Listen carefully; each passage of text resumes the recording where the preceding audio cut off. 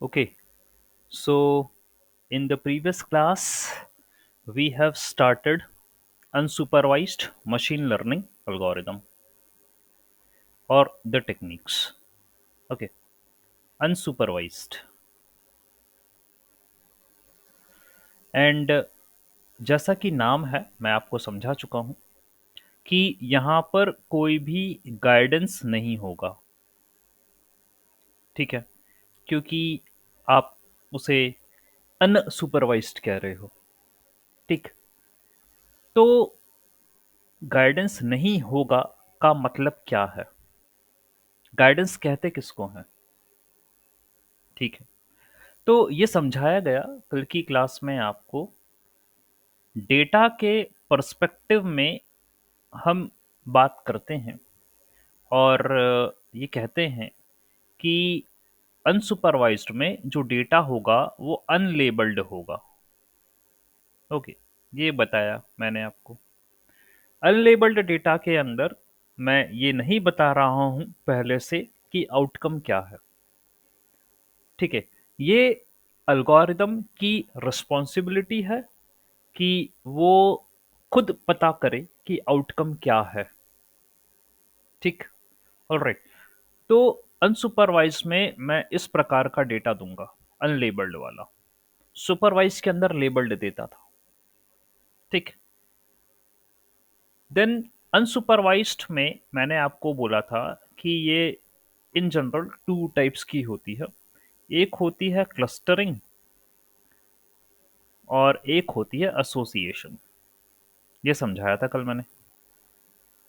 Okay, and we do have many clustering algorithms.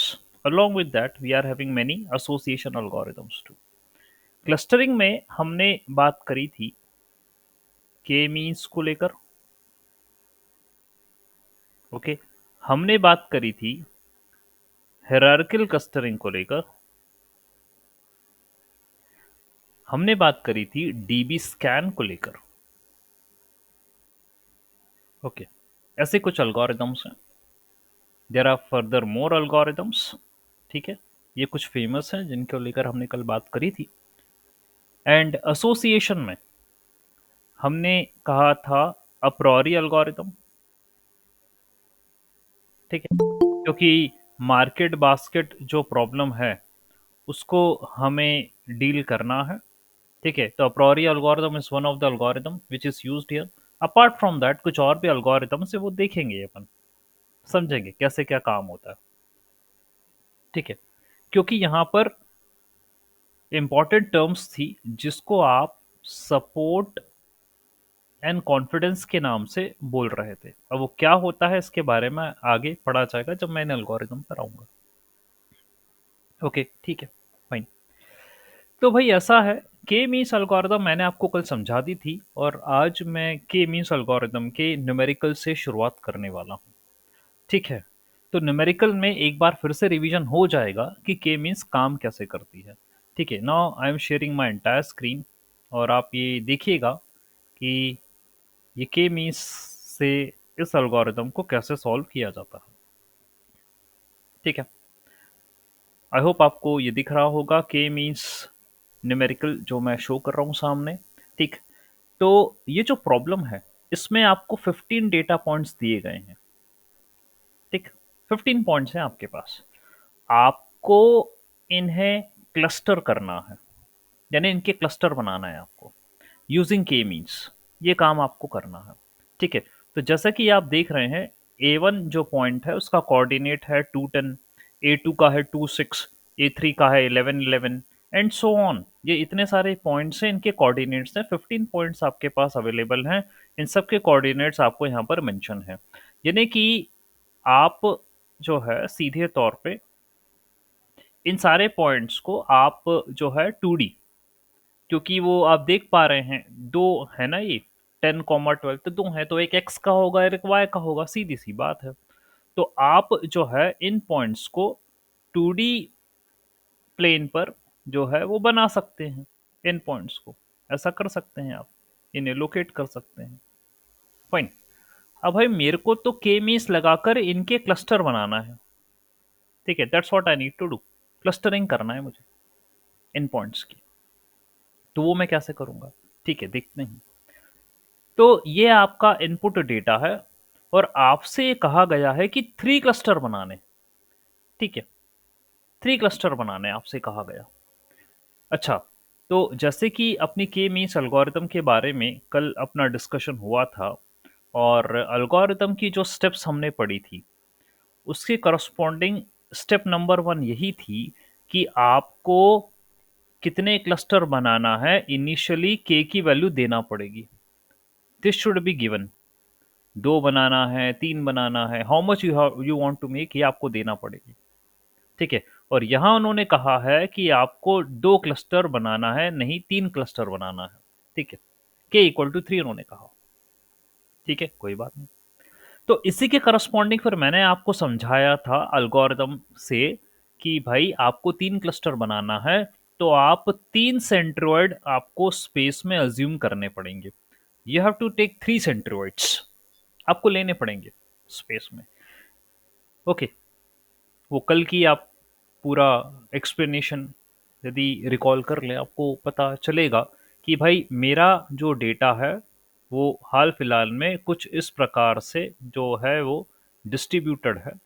ठीक है, और मुझे कहा गया है कि 3 सेंट्रोइड जो लेना पड़ेंगे क्योंकि 3 क्लस्टर की बात हो रही है। तो वो 3 centroid C1, C2, C3 randomly कहीं पर भी स्पेस में एलोकेटेड हो जाएंगे, वो कहीं भी होंगे वो स्पेस में। ठीक है, तो ये एक ऐसी बात है जो बड़े ध्यान में रखने वाली है, क्योंकि ये जो रैंडम एलोकेशन भी मैं कर रहा हूं सेंट्रोइड का, ये ऐसा ना हो कि अपने क्लस्टर से कहीं बहुत ज्यादा दूर हो जाए। ठीक है, ये बात भी बड़ी ध्यान में रख के चलना पड़ेगा। ठीक है, initial allocation, initial centroid selection, that is also one of the major factor in k means। ठीक है, ये जो है आपको ध्यान में रखना पड़ेगा, क्योंकि मैं तो सीधा सीधा जब मैं कोड करूंगा तो वहां पर मैं के मीन्स एल्गोरिदम लेता हूं, वहां कोई मन से थोड़ी ना कि भाई ये सेंट्रोइड की लोकेशन है, हम थोड़ी ना देते। हम तो सिर्फ ये चीज देते हैं कि कितने क्लस्टर बनने हैं, that's only we give. But we never give that कि भाई आपके क्लस्टर के करस्पॉन्डिंग वो सेंट्रोइड कहाँ पर होंगे, ये भी दे दो ना, ये नहीं होता। ठीक है, तो भाई यहाँ पर उनकी लोकेशन बड़ी इंपॉर्टेंट है, और लोकेशन यदि उनके करस्पॉन्डिंग क्लस्टर के आसपास होगी तो भाई वो जल्दी कन्वर्ज कर जाएंगे, यानी वो अपनी लोकेशन पर पहुंच जाएंगे, यहाँ पर चलते चलते चलते पहुंच जाएंगे। और यदि कहीं दूर होगी तो भाई उन्हें टाइम लगेगा अपनी जगह पर पहुंचने में। जैसे C1 यहाँ पहुंचेगा, C2 यहाँ पर पहुंचेगा, C3 यहाँ पर पहुंचेगा, तो तीनों सेंट्रोइड अपने क्लस्टर सेंटर्स पर पहुंच जाएंगे। ये बात है। ठीक है, तो initial allocation of the centroid is very much important, that is done randomly and it is totally dependent upon the algorithm। खैर कोई बात नहीं, इन्होंने क्या करा, इन्होंने जो है यहाँ पर बोला कि देखिए हम रैंडमली चूज कर लेते हैं, खुद से ही 3 सेंट्रोइड ले लेते हैं, और हम let us suppose A2, A7 और A15 यानी जो एग्जिस्टिंग पॉइंट्स हैं उन्हीं को ही हम सेंट्रोइड मान लेते हैं। देखिए, इस न्यूमेरिकल में जो ये आंसर दिया गया है, अभी तो हाल फिलहाल में मैं आपको इसी के अनुसार समझा रहा हूं, लेकिन मेरा कुछ दूसरा मानना है, और वो ये है कि जो सेंट्रोइड होते हैं वो एग्जिस्टिंग डेटा पॉइंट में से किसी को नहीं लेते, ऐसा मेरा मानना है। मैं कहीं और जो है सेंट्रोइड को लूंगा। ठीक है, दैट्स व्हाट मेरा ऐसा जो है वो थॉट है। ठीक है, इन्होंने क्या करा है, डेटा में ऑलरेडी जो पॉइंट्स हैं A2, A7 और A15, इनको 3 सेंट्रोइड मान लिया।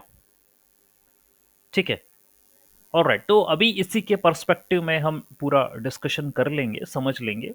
ठीक, तो सेंट्रोइड नंबर 1 ये A2 है, ये सेंट्रोइड नंबर 2 जो मेरा A7 है, सेंट्रोइड नंबर 3 जो है वो मेरा A15 है। इस तरीके से सेंट्रोइड्स हैं। ओके, अब आप जानते हो आगे की प्रक्रिया क्या है।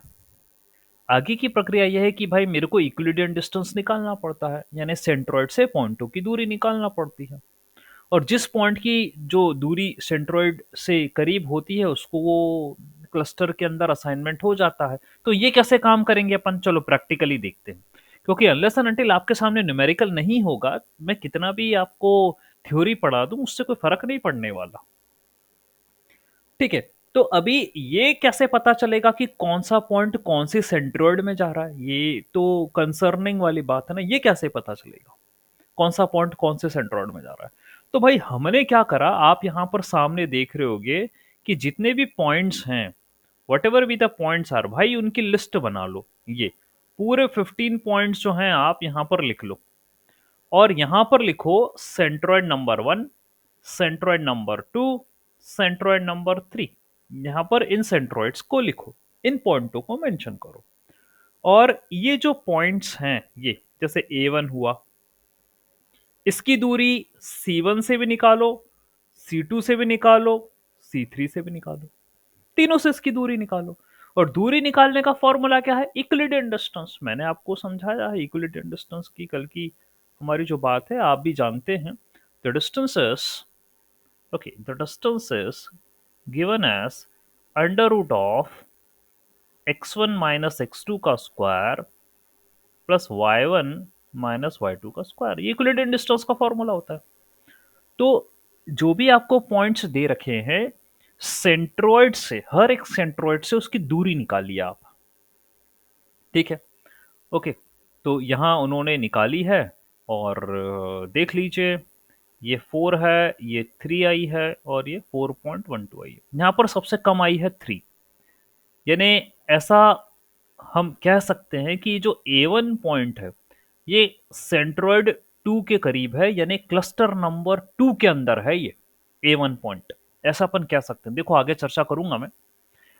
अच्छा, फिर A2, भाई A2 को तो खुद को ही सेंट्रोइड माना है, तो भाई ये तो पहला वाला सेंट्रोइड है, तो ये तो 0 ही आएगा डिस्टेंस इसका यहाँ से। फिर ये 5 आ रहा है, ये 6 आ रहा है। फिर ये थर्ड वाले जो पॉइंट है उसकी दूरी तीनों से, ठीक है, तो राइट हियर इज 5 है, ये सबसे कम आ रही है। तो सीधी सी बात है कि A3 जो है वो कहां पर है, क्लस्टर नंबर 3 के अंदर है, ऐसा अपन अभी अज्यूम कर रहे हैं। ठीक है, जिस हिसाब से डिस्टेंस आ रहे हैं, मिनिमम डिस्टेंस आया है A3 का C3 से, जो कि 5 है। तो A3 क्लस्टर नंबर 3 के अंदर हो सकता है। ठीक है, एंड सो ऑन। आप हर एक पॉइंट के साथ यही करने वाले हैं। हर एक पॉइंट की C1 C2 C3 से दूरी निकालिए, वो लिखिए। ठीक है, ये काम करिए आप। और फिर बाद में ये आपका जो रिजल्ट आया है, ये पहले इटरेशन का रिजल्ट आया, this is the result of first iteration. आपने अपना लूप चलाया, पहली बार आपने कोड करा, और आपके पहले लूप के अंदर इस प्रकार के रिजल्ट आपको देखने को मिले हैं। ठीक है, at this point we have completed the first iteration and we have assigned each point into the cluster. मतलब आपको जो मैं कह रहा था कि जिसका डिस्टेंस कम आया है, ठीक है, वो वाला पॉइंट उस वाले क्लस्टर के अंदर बिलोंग करता है, ऐसा हम कह रहे हैं। ठीक है, fine. Now in the above table we can observe that the point that is closest to the centroid of a given cluster is assigned to the cluster. So in cluster number 1 we are having 6 points। ठीक है, cluster 1 में 6 points है। Cluster 1 जो बनाया था वो बना है आपके ये 2 6। ठीक है, तो आप देख लीजिए कि एक तो ये है क्लस्टर नंबर 1 में, फिर ओके, कंपेयर करो और कहाँ कहाँ आ रहा है कम वैल्यू। ठीक है, ये ओके, ये 2 आया, ओके, तो 2 छोटा है इन तीनों में, तो ये पॉइंट भी क्लस्टर नंबर 1 में है। उसके बाद दिस इज 2.23, ओके, ये वाला पॉइंट भी क्लस्टर नंबर 1 में है। ठीक है, इसको भी देख लो, ये भी क्लस्टर नंबर 1 में है। और कोई पॉइंट आपको लग रहा है जो क्लस्टर नंबर 1 के अंदर हो सकता है? ओके, ये वाला पॉइंट भी है 5.099, ये दोनों से छोटा है। ठीक है, तो इस पॉइंट को भी क्लस्टर नंबर 1 के अंदर रखो। ओके, और कोई पॉइंट नजर आ रहा है आपको? ठीक है, देखते हैं। ओके, ये रहा 4.12, ये है, और बाकी ये 8 है और ये 10 है। ठीक है, तो सीधी सी बात है, ये वाला पॉइंट भी क्लस्टर नंबर 1 में है। ओके, तो ऐसे करके मुझे 6 पॉइंट्स मिले हैं जो क्लस्टर नंबर 1 को बिलोंग कर रहे हैं। ठीक है, ठीक है। दैट मीन्स एक तो ये वाला पॉइंट खुद, फिर ये सेकंड पॉइंट, देन ए थर्ड पॉइंट, ये फोर्थ पॉइंट, ये फिफ्थ पॉइंट। ओके, ये बोले उसने 6 पॉइंट्स का बोल रहा था ना वो। और कोई पॉइंट बचा तो नहीं जो कि आप कहें कि क्लस्टर नंबर 1 के अंदर आ रहा है? ओके, देखते हैं यहाँ पर। ये कह रहा है A226, फिर A5, A6, A10, A12 and A14। A14 भी लिख लिया मैंने, A12 की बात भी कर रहा है, वो भी लिख लिया मैंने, A10 की बात कर रहा है, वेयर इज A10, हाँ ये A10, ये भी मेंशन कर लिया मैंने। A6, A6 भी मेंशन कर लिया भाई हमने। A5, A5 देख लो, हाँ ये A5 छूट गया भाई हमसे, ये देखो, ये भी तो कम है, इन तीनों के कंपैरिजन में ये कम है, तो ये वाला पॉइंट भी क्लस्टर नंबर 1 के अंदर आ रहा है। ठीक है, तो ये सारे पॉइंट्स क्लस्टर नंबर 1 के अंदर आ रहे हैं। सिमिलरली आप पता लगा लेंगे कि कौन से पॉइंट क्लस्टर नंबर 2 में आ रहे हैं और कौन से पॉइंट क्लस्टर नंबर 3 में आ रहे हैं, आप पता कर लेंगे। ठीक है, फाइन, तो क्लस्टर नंबर 1 के पॉइंट्स हो गए।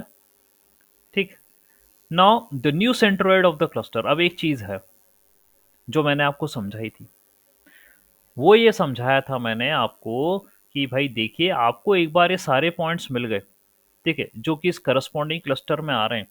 अब आपको सेंट्रोइड अपडेट करना पड़ेगा, अब आपको नया सेंट्रोइड निकालना पड़ेगा। ठीक है, ये आपको काम करना पड़ेगा, और नया सेंट्रोइड निकालने के लिए आपको क्या करना पड़ेगा, जितने भी यहाँ पर एक्स कोऑर्डिनेट्स हैं इन पॉइंट्स के, 2 + 6 +1 +7 +4 +3 divided by 6, comma 6 +4 +2 +5 +6 divided by 6। ठीक है, ये सेंट्रोइड है। सेंट्रोइड यानी कि क्या होता है वो, इनका मिड पॉइंट। ठीक है, यही हम कह रहे हैं, मिड में, ऐसा हमारा मानना है, मिड। देखो सेंट्रोइड जो है भाई, इन पॉइंट्स का आप सम करोगे और मतलब ultimately you have to take the average. ठीक है, तो वही आपका सेंट्रोइड आएगा, और यहाँ पर वो आ रहा है 3.8833, 5.167, ये आ रहा है सेंट्रोइड। ठीक है, ऑल राइट। तो इनिशियल सेंट्रोइड तो ये था 2,6। ओके, इसी को मान के चले थे। अब ये नया सेंट्रोइड है, this is C1 now, this is new C1, ये है। Okay, fine. और इसी तरीके से C2 और C3 के साथ भी करना है ना। ये आपका क्लस्टर नंबर 2 है। Okay, this is cluster number 2, and यहां पर आपके पास 5 पॉइंट्स है। ओके, ये रहे 5 पॉइंट्स, ये A1 है, A4 है, A7 है, A8 है और A13 है। ये 5 पॉइंट्स हैं आपके पास जो क्लस्टर नंबर 2 में आए हैं। यहाँ पर भी आप वही करिए जो करा आपने C1 के अंदर में। ठीक है, दैट मीन्स अगेन ये x की वैल्यूज को ऐड करके डिवाइडेड बाय 5 करिए, एंड y की वैल्यूज को ऐड करके डिवाइडेड बाय 5 करिए। Here you are getting the answer as 4,9.6। ये नया वाला सेंट्रोइड है C2 का। ठीक है, ये नया C2 है क्लस्टर 2 का।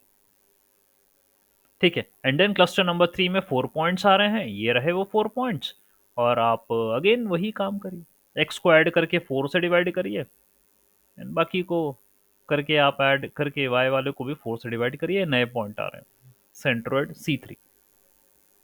ठीक है, तो इस तरीके से सेंट्रोइड अपडेट होते हैं, यही मैंने समझाया था आपको एल्गोरिदम के अंदर कल। ठीक है, यानी इसने आइडेंटिफाई कर लिया कि ये पॉइंट मेरे करीब हैं और मैं इनको अपने आप जो है अपने उसमें जो है रख रहा हूँ। ठीक है, फाइन। अब क्या करना है नेक्स्ट, अगले इटरेशन में क्या होने वाला है, अगले इटरेशन में वापस टेबल बनेगी। Okay, again do make a table.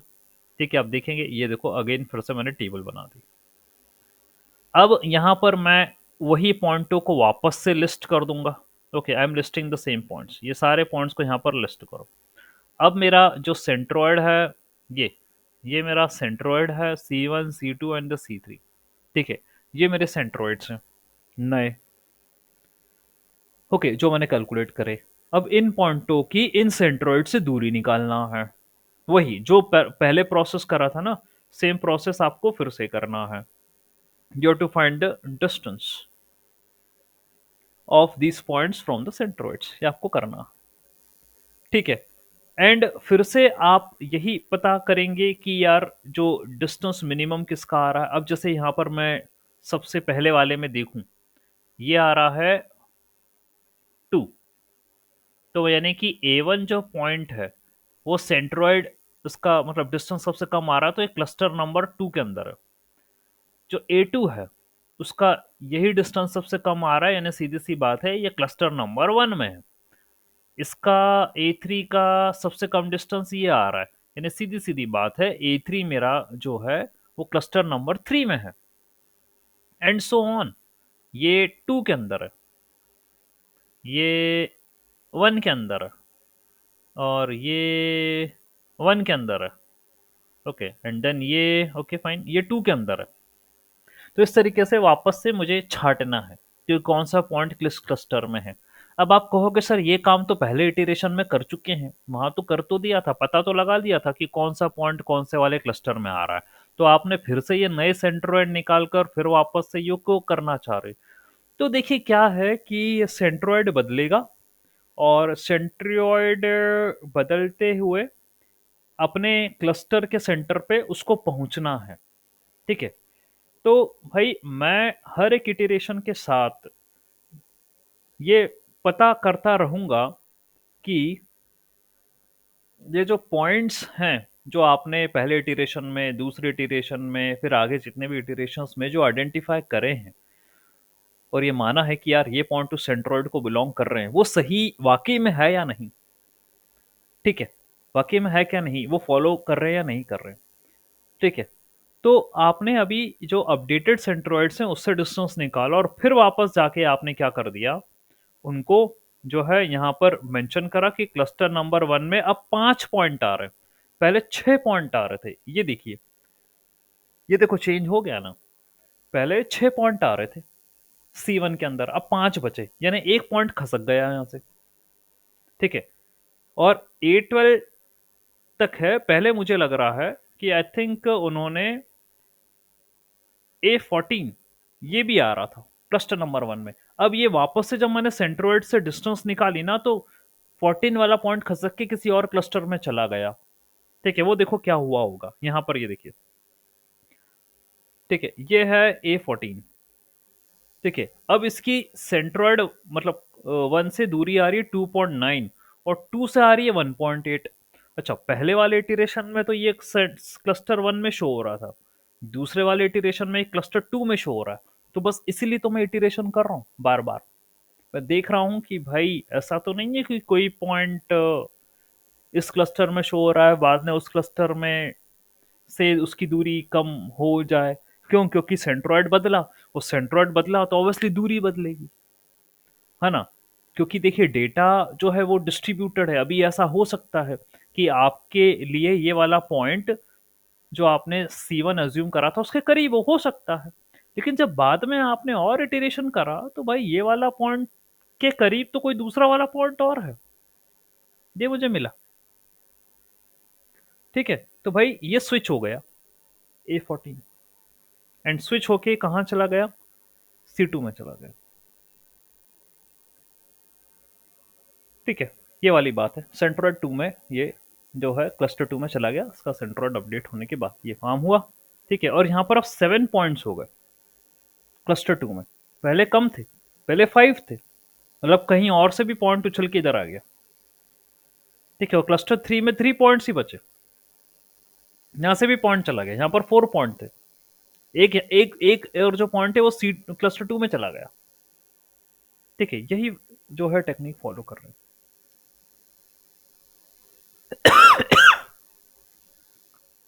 Alright, समझ पाए आप? तो देखिए मैथ्स तो वही लगी है, डिस्टेंस फॉर्मूला लगा है। ठीक है, डिस्टेंस फॉर्मूला तो है, हाँ। तो जिसका डिस्टेंस कम आ रहा है उसके करस्पॉन्डिंग उसको सेंट्रोइड के से जो आ रहा है कम, उसको उस क्लस्टर के अंदर पहुंचा दो, ये काम करे। फिर ये होने के बाद भाई मैंने फिर से नए सेंट्रोइड निकाल लिए। ये इसका नया सेंट्रियोइड, ये इसका नया सेंट्रियोइड, और ये इसका नया सेंट्रियोइड। ठीक है, तीनों क्लस्टर के नए सेंट्रियोइड फिर निकाल दिए मैंने, और फिर मैं वापस यही काम करूंगा। Again I put all the points here, और फिर मैंने ये जो नए वाले सेंट्रियोइड है वो यहाँ पर मार्क कर दिए। फिर से डिस्टेंस निकालूंगा मैं, और रीचेक करूंगा अब क्या स्थिति बन रही है। तो भाई अभी भी ऐसा हो रहा है कि A1 2 में ही आ रहा है, A2 1 में ही आ रहा है, A3 3 में आ रहा है, A4 2 में आ रहा है। ठीक है, तो हम ऐसा ही जो है वो देख रहे हैं। ठीक है, वापस से क्या करेंगे, इन चीजों को नोटिफाई करेंगे। और यहां पर क्या हुआ, वो करने के बाद थर्ड इटरेशन चलाने के बाद जो हमें पता चला है वो ये पता चला है कि क्लस्टर नंबर 1 में अभी भी 5 पॉइंट्स आ रहे हैं, और ये वही 5 पॉइंट्स हैं जो इटरेशन नंबर 2 में आ रहे थे, यानी कोई बदलाव नहीं आया। These are again the same points which are coming in the cluster number 1 as they were present second iteration. Cluster number 2 में भी वही हुआ, वही 7 पॉइंट्स आ रहे हैं, कोई बदलाव नहीं हुआ। ठीक है, क्लस्टर नंबर 3 में भी वही 3 पॉइंट आ रहे हैं, यहाँ पर भी कोई बदलाव नहीं हुआ। तो इसके चक्कर में जो सेंट्रोइड आ रहे हैं वो भी सेम आ रहे हैं। ठीक है, सेंट्रोइड सेम आ रहे हैं। ठीक है, और ये बात अब यहाँ से अपने को स्पष्ट हो गई कि here we can observe that no point has change in the cluster, कोई भी बदलाव नहीं आया as compare to the previous iteration. और क्योंकि यदि कोई भी बदलाव नहीं आया है, सेंट्रोइड कांस्टेंट है, centroid remains the constant, therefore we will say that the cluster has been stabilized. तो जो भी क्लस्टर बने हैं वो स्टेबल क्लस्टर। ठीक है, आपको जो चाहिए था वो आपको मिल गया, ये स्टेबल क्लस्टर्स हैं, और इस तरीके से उन्होंने प्लॉट करके बताया है आपको। ठीक है, this is how they have plotted. Alright, fine है। तो आप देख रहे होंगे कि 3 गोले बने हैं यहाँ पर, एक गोला ये बना है, एक गोला ये बना है, और एक गोला ये बना है। ठीक है, तो ये 3 सेंट्रॉइड्स हैं, और यहाँ पर 3 क्लस्टर बन रहे हैं। और मेरे हिसाब से जो 3 क्लस्टर यहाँ पर बन पा रहे हैं वो कुछ ऐसे हैं। क्लस्टर हमेशा ऐसा नहीं है कि भाई आप बोलो कि सर कोई एक प्रॉपर शेप हो रहा होगा। तो ये मेरा जो है क्लस्टर है, ये एक क्लस्टर है, और ये मेरा दूसरा क्लस्टर है। ठीक है, यहाँ पर this is my second cluster. ठीक है, ये सेकंड क्लस्टर है। ओके, ये पॉइंट भी आएगा, दिस इज सेकंड क्लस्टर, और ये मेरा थर्ड क्लस्टर है। ठीक है, यहाँ पर है, तो 3 क्लस्टर्स हैं यहाँ पे बनते हुए आपको नजर आ रहे हैं। क्लस्टर बन गए, यानी कि क्या हुआ, आपको क्या कहा गया था अनसुपरवाइज्ड के अंदर कि भाई लेबल नहीं दिया गया है। ठीक है भाई, तुम मत लेबल मत दो। हमने क्या करा, हमने डेटा पॉइंटों की दूरी निकाली, डेटा पॉइंट्स का डिस्टेंस निकाला हमने, है ना।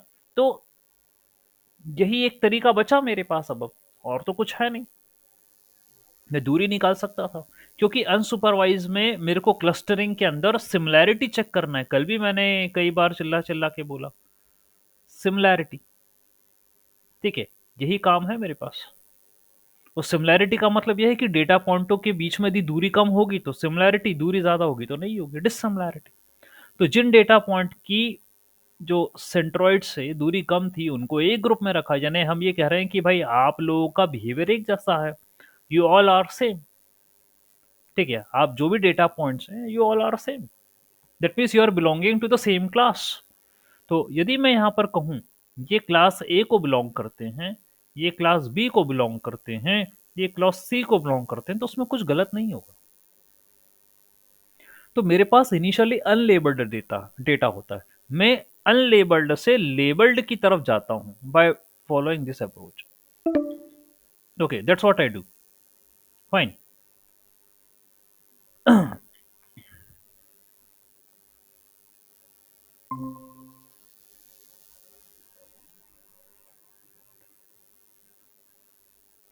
M audible? Yes, sir. Okay, how long I was be not audible? अभी From तक आप 30 seconds. अभी तो आप सुन रहे Yes, होगे sir. ना, अभी तो आप सुन रहे थे ना सब सारा? Yes, sir. ओके, ठीक है, वो बाय डिफॉल्ट शायद जो है वो इंटरनेट इशू हैपन। ओके, हो गया। खैर कोई बात नहीं। Let me reshare the entire screen. ठीक है, मैं कर रहा हूँ। Fine, this is the entire screen. Alright. And ठीक है। ऑलराइट। ओके, और मैं ये समझा रहा था आपको यहाँ पे। ये सुना आपने जब मैंने 3 क्लस्टर बनाए हैं? ये जो 3 क्लस्टर बनाए, ये आपने सुना? Have you heard this thing? Yes. Yes, sir. सुन लिया ना आपने? Yes. Yes, sir. ठीक है। ऑलराइट। तो जैसा कि मैं कह रहा था, हम अनलेबल्ड से लेबल की तरफ चले गए। ठीक है। इनिशियली मेरे पास कोई लेबल नहीं था यहाँ पर, वो तो मैंने डिस्टेंस निकाल कर सिमिलैरिटी पता करके उनको ग्रुप कर दिया। इसी को क्लस्टरिंग बोलते हैं, और मैंने इनको लेबल कर दिया। ठीक है, कि भाई तुम ए क्लास को बिलोंग कर रहे हो, तुम बी को कर रहे हो, तुम सी को कर रहे हो। यही के मींस एल्गोरिदम का काम है, यही के मींस क्लस्टरिंग का काम है, यही उसकी मैथ्स है। ठीक है। ऑलराइट। यदि मैं एप्लीकेशंस की बात करूं, के मींस की एप्लीकेशन, तो कई डोमेन के अंदर के मींस यूज होती है। ओके। जैसे कि डॉक्यूमेंट क्लासिफिकेशन के अंदर, कस्टमर सेगमेंटेशन के अंदर, मतलब डॉक्यूमेंट क्लासीफायर में यही चीज है ना, कंटेंट के हिसाब से, टॉपिक के हिसाब से, टैग के हिसाब से मैं छांट लूं। तो ग्रुपिंग करना, क्लस्टरिंग करना, यही तो काम होता है, छांटना। Okay. You have to filter. तो कस्टमर सेगमेंटेशन में भी यही अपन अप्लाई कर सकते हैं। सुपरमार्केट में, ई कॉमर्स में हम ये देख सकते हैं, on the basis of transaction data we can find that कौन से कस्टमर को कौन सा प्रोडक्ट समझ में आ रहा है, क्या परचेसिंग हो रही है। तो इस तरीके से अपन ग्रुप कर सकते हैं। ये वाला काम हो गया। साइबर प्रोफाइलिंग की यदि बात करें, ठीक है, तो we can collect the data of the individual as well as the group of identity of the relationships. The K means clustering can help us in identifying the people based upon the connection of their identity available patterns. ठीक है, तो भाई उनकी क्या activity है, ठीक है, आपने यूजर्स लिए, उनकी क्या एक्टिविटी है और क्या पैटर्न वो फॉलो कर रहे हैं, उसके हिसाब से अपन यहाँ पर भी ग्रुपिंग कर सकते हैं। साइबर प्रोफाइलिंग, ठीक है, साइबर प्रोफाइलिंग, अब जैसे कि आप ये जानते हैं, इंटरेस्ट वाली बात है, कॉमन इंटरेस्ट वाली बात है, जिसको हम ऐसा कहना चाहेंगे। ठीक है। तो जैसे कोई 2 लोग हैं या 4 लोग हैं, उनको यदि कॉमन चीज़ें पसंद है, तो भाई उनको एक ग्रुप के अंदर रख लो। तो यही होगा आपका साइबर प्रोफाइलिंग। ठीक है। हम उनको मर्ज कर रहे हैं एक ग्रुप के अंदर, ये काम हो गया। Image segmentation, that means we can perform image segmentation by grouping similar pixels into the cluster. ठीक है, जो सिमिलर पिक्सल्स हैं या कलर इंटेंसिटी के हिसाब से आपने उनको डिफाइन करा। ओके, या आपने वो किस ऑब्जेक्ट के हैं पिक्सल, उसके हिसाब से आपने आइडेंटिफाई करा, आपने उसको एक ग्रुप के अंदर रख लिया। तो इमेज सेगमेंटेशन में भी ये काम कर सकते हैं। Fraud detection in banking and insurance, पहले भी आपसे मैं कह चुका हूँ, इस पर प्रोजेक्ट बनता है। और फ्रॉड डिटेक्शन का मतलब सीधी सीधी बात यह है कि हिस्टोरिकल डेटा आपको दिया होगा, उसमें उसमें जो है बैंक का, इंश्योरेंस का जो भी है वो डेटा दिया होगा। ठीक है। वहां पर अपन क्या कर सकते हैं, पैटर्न एनालिसिस कर सकते हैं, ग्रुपिंग कर सकते हैं। ठीक है, कि यदि कोई ट्रांजैक्शन हो रहा है तो वो रेगुलर पैटर्न क्या है उसका, और यदि कोई ऐसा ट्रांजैक्शन हुआ है जो कि इरेगुलर पैटर्न फॉलो कर रहा है, तो वो यहाँ से छट के अलग हो जाएगा। ठीक है, क्योंकि भाई के मीन्स में तो ये है ना, जिन पॉइंटों में सिमिलैरिटी है भाई वो एक साथ होंगे। और जो फ्रॉड वाला बंदा होगा भाई, वो अल्टरनेट सोर्स का इस्तेमाल करेगा। ठीक है, वो गलत काम करेगा। ठीक है, तो वो एक रेगुलर पैटर्न से अलग हो जाएगा। ठीक, तो अपन उसको आइडेंटिफाई कर लेंगे, तो फ्रॉड डिटेक्शन के अंदर भी के मीन्स का यूज होगा। सो अल्टीमेटली के मीन्स जो एल्गोरिदम है, ये आपको कई जगह देखने को मिलेगी। ठीक है। एंड कई यूज केसेस अभी इसके हैं, कुछ आपने अभी सामने देखे। एडवांटेज क्या है के मीन्स का? तो अभी हमें ये समझ में आया सर, एल्गोरिदम तो काफी इजी है, मतलब हमें कोई ऐसी परेशानी तो हुई नहीं। न्यूमेरिकल हमने देखा। ठीक है, के की जो वैल्यू है आप अज्यूम कर लोगे। ठीक है, 2 है, 3 है, जो भी है, आप के की वैल्यू आप अज्यूम कर लोगे। ठीक है, और फिर उससे डिस्टेंस निकाल लोगे आप, ये काम होगा। स्केलेबिलिटी, यानी कि आपके पास चाहे 10 रिकॉर्ड हो, चाहे 10 मिलियन 10 मिलियन रिकॉर्ड हो, आपके पास कितने भी रिकॉर्ड हो, ठीक है, आप के मीन्स एल्गोरिदम लगा सकते हो, कोई इशू नहीं है।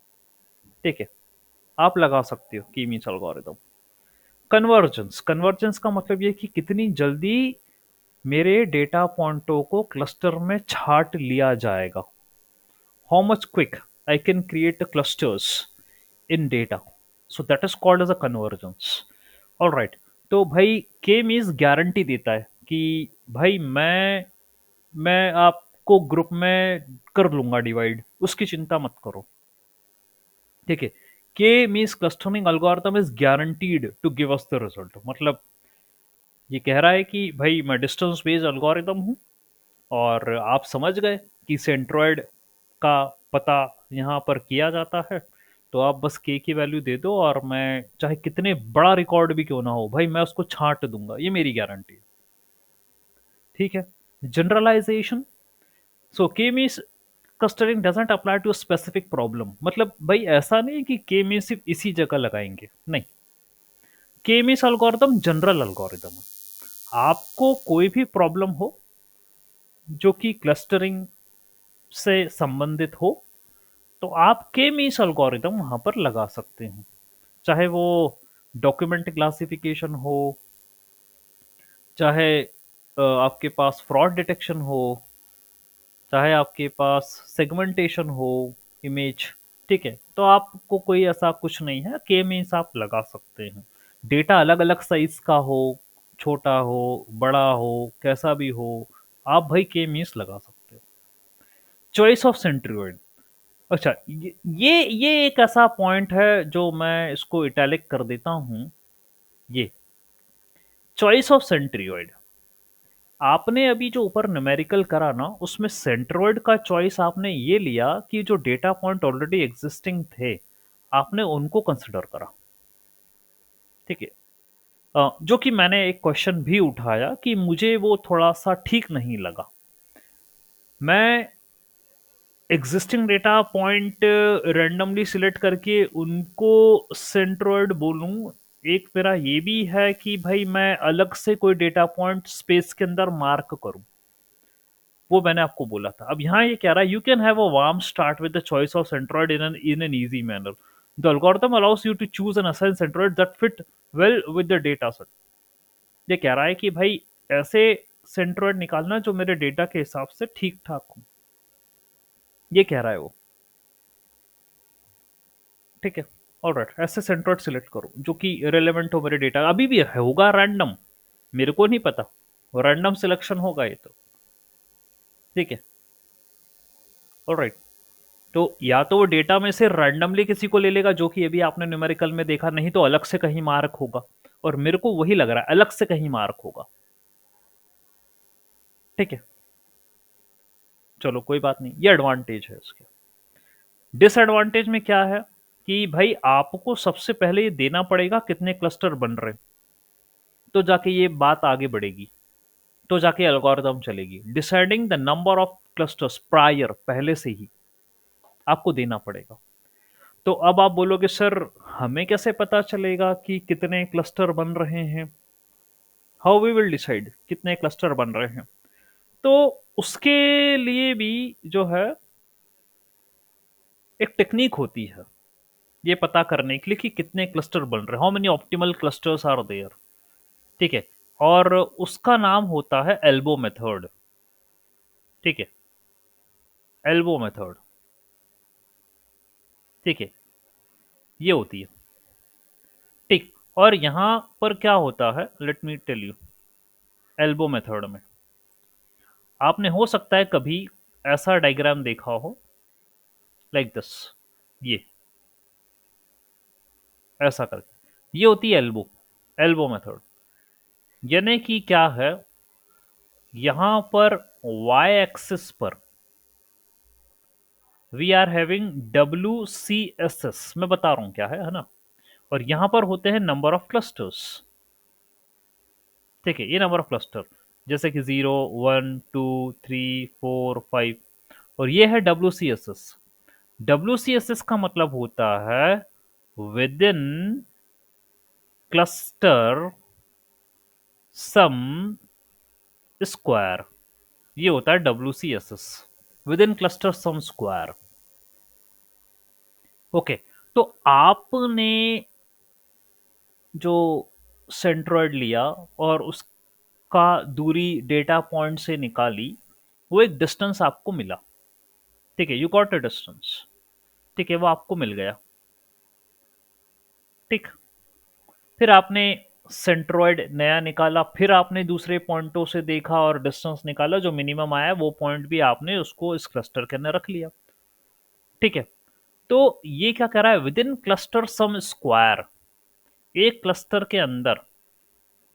ठीक है, these are the data points.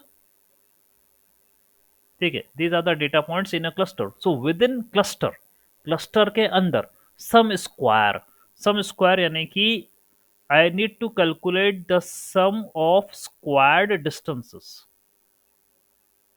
ठीक है, तो जो भी मैंने डिस्टेंसेस निकाले, D1, D2, D3, D4, ये सब उस सेंट्रोइड के जितने भी पॉइंट्स हैं, इन सब से, ठीक है, उन सब का मुझे सम करना है। That's what I need to do. ये काम मेरे को करना रहेगा। तो यहां वाई एक्सिस पर वही मेंशन किया गया। और देखो क्या होगा, इसने बोला कि यदि आप एक क्लस्टर अज्यूम करते हो तो ये है WCSS की वैल्यू। आप यदि दो क्लस्टर अज्यूम करते हो तो मान लो यदि ये आ रही है WCSS की वैल्यू, और यदि आप तीन क्लस्टर अज्यूम करते हो WSS की वैल्यू ये आ रही है, और आपको यदि फील हो रहा है कि ये एक शार्प टर्न लेते हुए ऐसे जा रहा है, ऐसे ही होगा, ऐसा ही होगा। क्या है कि इनिशियली तो आपने यदि एक ही क्लस्टर माना तो पूरे पॉइंट आ गए उस क्लस्टर में, तो within cluster sum square तो बहुत ज्यादा होगा, तो यही से शुरुआत हुई। लेकिन जब आपने दो क्लस्टर माने तो एक ये अलग हो गया और एक ये अलग हो गया, दो अलग अलग हो गए, तो obviously sum square within cluster sum square कम हो गया, वो कम हो जाएगा, रिड्यूस हो जाएगा। ठीक है, और फिर आपने तीसरा पॉइंट लिया तो फिर कम हो जाएगा वो, मतलब तीन, मतलब अब जो डेटा पॉइंट है वो तीन टुकड़ों में हो गए, फिर चार में हो गए, फिर पांच में हो गए, तो ऐसे वो कम होते चला जाएगा।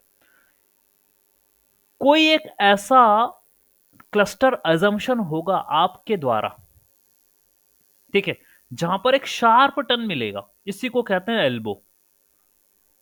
ये एल्बो है। और जिस क्लस्टर अजम्पशन पे मेरे को शार्प टर्न मिल रहा होगा, मैं मानूंगा यही के की value, this is the value of के। क्योंकि सबसे पहली चुनौती आपके सामने यही होगी ना कि के की वैल्यू क्या है, how many clusters are there. सबसे पहला आपका कंसर्न यही होगा। तो भाई मैं क्या मानूं, के की वैल्यू क्या है, 2 है, 3 है, 4 है, 5 है। तो आपको एल्बो मेथड लगानी पड़ेगी पहले तो। ये एल्बो मेथड से आपको ऑप्टिमल नंबर ऑफ क्लस्टर्स मिल जाएंगे, और जब आपको ऑप्टिमल नंबर मिल गए, that will be the value of के। वो फिर आप अपनी के मीन्स एल्गोरिथम के अंदर रख दीजिए and you will get the answer. आपको, ठीक है, वो मिल जाएगा सेंट्रियोइड क्या है, C1 C2 ये दोनों मिल जाएंगे आपको, फाइनल मिल जाएंगे। ठीक है, ऑलराइट। तो क्या है कि इसने इस बात को डिसएडवांटेज के तौर पे गिनाया। यहाँ पर आप देखेंगे वो कह रहा है कि भाई एक डिसएडवांटेज है कि मेरे को डिसाइड करना पड़ेगा कितने क्लस्टर बन रहे हैं।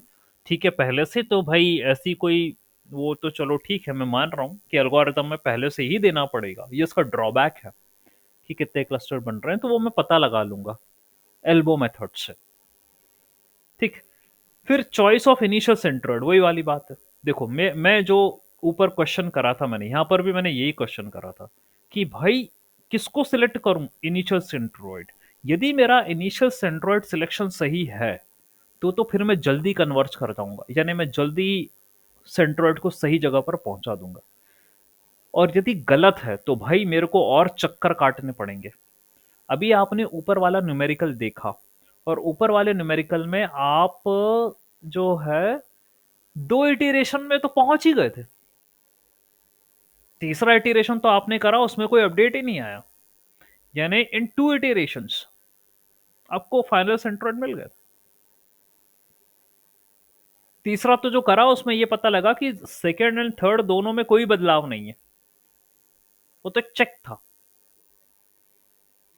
और भाई इससे ये हुआ कि भाई आपने इनिशियल सेंट्रोइड जो माने थे उसके हिसाब से आप 2 इटरेशन में पहुंच गए। तो यहाँ ये वही कह रहा है, सिलेक्शन ऑफ इनिशियल सेंट्रोइड्स वो मायने रखेगा, वो पॉइंट कौन से होंगे, कंप्लीटली डिपेंड करेगा कि एल्गोरिदम कैसे चलेगी। ये भी एक चैलेंज है हमारे लिए। यदि आपने सही उठा लिया सेंट्रोइड इनिशियल तो वो एफिशिएंसी अच्छी दे देगा, नहीं तो फिर दिक्कत है, फिर टाइम लगेगा उसे पहुंचने में। ठीक। दूसरी बात, अफेक्ट ऑफ आउटलायर्स। देखिए, यहां पर भी हम कहते हैं कि भाई डेटा में आउटलायर ना हो, क्योंकि ये डिस्टेंस बेस्ड एल्गोरिदम है। ठीक है, ये डिस्टेंस बेस्ड एल्गोरिदम है। और राइट, और यहाँ डिस्टेंस निकाला जाता है क्योंकि डिस्टेंस बेस्ड है, तो आउटलायर होगा भाई वो अलग से अलग ही होंगे, वो कहीं ना कहीं इधर उधर दूर पड़े होंगे। अब वो दूर पड़े होंगे तो वो आपकी प्रक्रिया को असर डालेंगे। ठीक है, क्या कहा गया है यहाँ पर, in the execution of K means clustering algorithm we use all the points in a cluster to determine the centroid. हम तो सारे पॉइंटों का इस्तेमाल करते हैं सेंट्रोइड निकालने में। अब यदि आपके पास आउटलायर हैं डेटा के अंदर, तो भाई ऐसी बात है कि वो आउटलायर है नहीं, कहीं दूर है ना, दूर है तो भाई वहां से भी डिस्टेंस निकालो, तो अननेसेसरी टाइम खोटी कर रहे हो हमारा, उसको भी डिस्टेंस निकालो और उनको भी कंसिडर करो। ठीक है, और हो सकता है कि वो आपके सेंट्रोइड की लोकेशन को भी इम्पैक्ट कर दें। ठीक है, मतलब और थोड़ा सा इटरेशन बढ़ जाए और गलत सलत सेंट्रोइड निकलें, और ठीक है, तो इनएक्यूरेट रिजल्ट्स हैं, ऐसा कर सकते हैं। तो हम कभी भी अनसुपरवाइज मशीन लर्निंग का इस्तेमाल करेंगे ना, तो आउटलायर डिटेक्शन करके रिमूव करो पहले तो आप उसको, फिर लगाना ये मीन्स, क्योंकि डिस्टेंस एल्गोरिदम है तो भाई ये अफेक्ट तो करेगी। तो ट्राई टू अवॉइड, आइडेंटिफाई करो आउटलायर को और कोशिश करो कि वो रिमूव हो जाए डेटा क्लीनिंग प्रोसेस में ही, निपटाओ उनको, फिर चलाओ के मीन्स। ओके, और आखिरी है कर्स और डायमेंशनलिटी। तो कर्स और डायमेंशनलिटी तो भाई हमने वहां पर भी देखी थी जब हम डिसीजन ट्री पढ़ रहे थे। ठीक है, और वहां पर भी यही बात आई थी कि क्या है कि यदि आपके पास बहुत ज़्यादा फीचर्स हैं डेटा में और ये आपस में कोरिलेटेड हैं, तो भाई मान के चलिए that is a case of curse of dimensionality. ठीक है, मॉडल ओवरफिटिंग दे सकता है। Okay, so if the number of dimensions are more, यदि बढ़ते हैं, तो distance of the data points on the given points start converging to a specific value. So due to the k-means, the clustering that calculates the clusters based upon the distance between the points, it becomes inefficient. ठीक है, हम कोशिश ये करेंगे कि dimensions कम करें data में, ज्यादा डायमेंशन नहीं, जितने ज्यादा डायमेंशन लोगे उतनी ज्यादा दूरियों को निकालना पड़ेगा।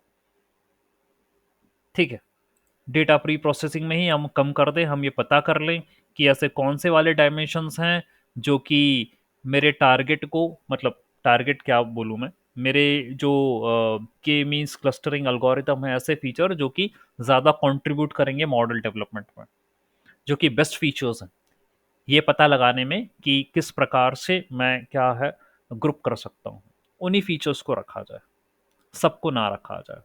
क्योंकि यदि आपने सबको रख लिया, डायमेंशन बढ़ गए, तो भाई कई प्रकार की दिक्कतें आती है, जिसमें उसने एक कहा कि भाई मैं तो डिस्टेंस बेस्ड एल्गोरिदम हूं, तो फिर मेरे को इतने सारे पॉइंटों से सबसे दूरी निकालना पड़ेगी।